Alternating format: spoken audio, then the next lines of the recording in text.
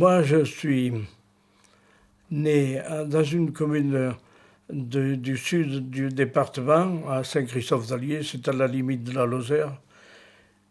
Mes parents étaient agriculteurs et je suis l'aîné d'une famille de 8, 4 garçons et 4 filles, comme chez Bonaparte, on n'a pas meublé les livres d'histoire. Et je me souviens d'un événement, c'était le lendemain, la veille on avait écouté les combats du Montmouchet où on entendait la mitrailleuse, on entendait les mitrailleuses, puis on a entendu 2 bombes qu'ils avaient lâchées sur Sogg. Et toute la journée, mon père me faisait, j'étais l'aîné, moi, il me disait, écoute, c'est la mitrailleuse, c'est les combats du Montmouchet.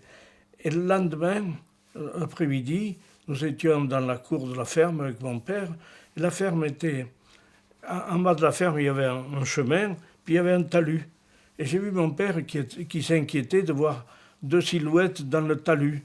Et il s'est avancé, et puis c'était 2 jeunes soldats, sûrement en treillis. Ils étaient un peu dépenaillés parce qu'ils avaient sûrement passé la nuit à marcher ou la journée, et ils étaient déchirés.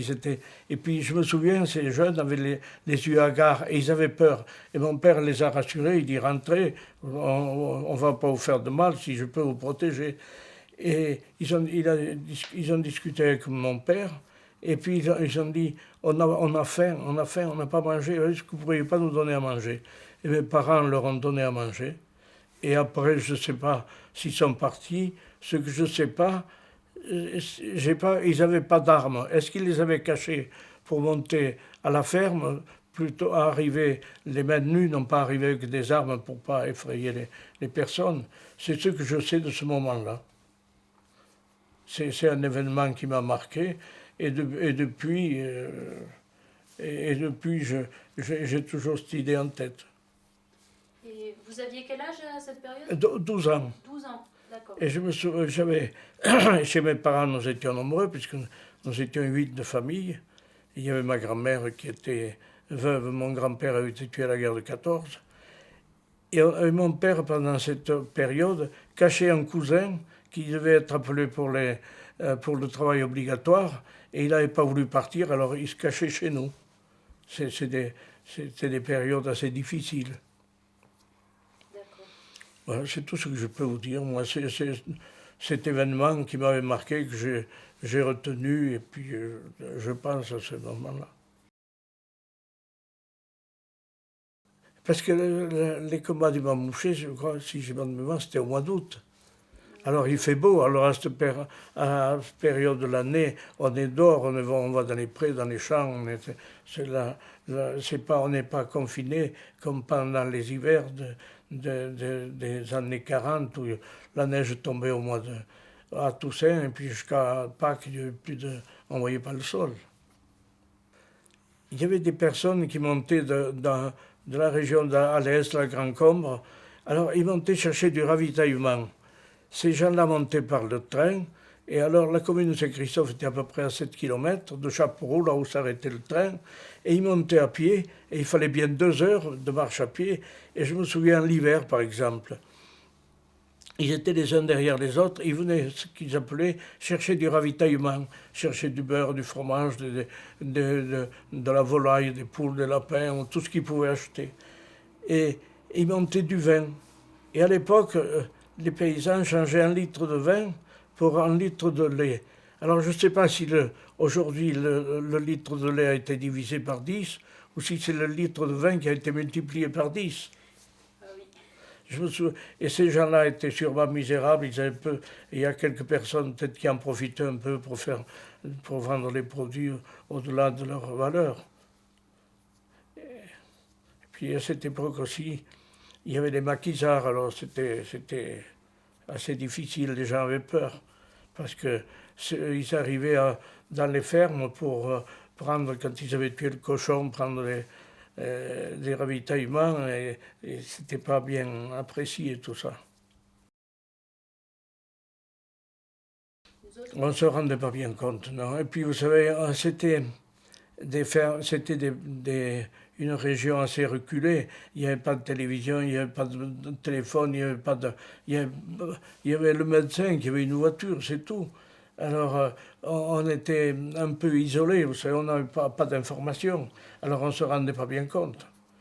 Encore que ma grand-mère, qui était veuve de guerre, mon grand-père avait été tué à la guerre de 14, elle avait droit à un journal qu'on lui envoyait, un mensuel.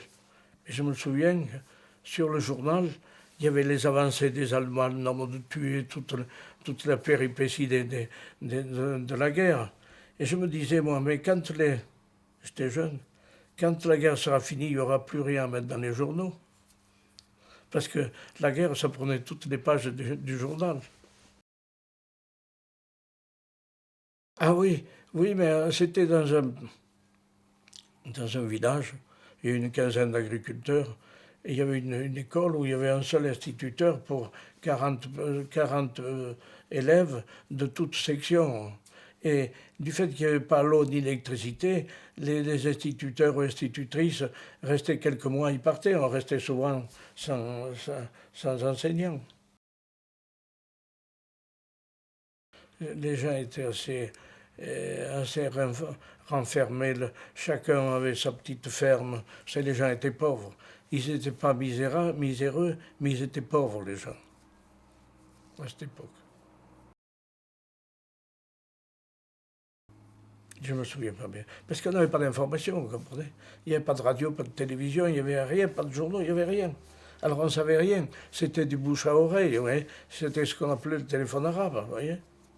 Alors, on ne s'est pas bien rendu compte. Je me souviens, mes parents encore, ils étaient un peu plus aisés peut-être que la moyenne. Ils avaient un poste, je me souviens de l'appel du général de Gaulle, je me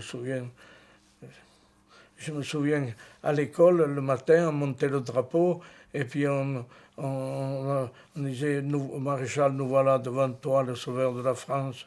Tous les matins, on montait, il y avait le drapeau. Ah oui, oui, oui, oui, oui.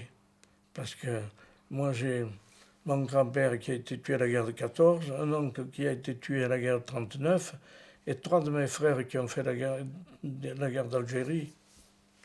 Alors on a payé.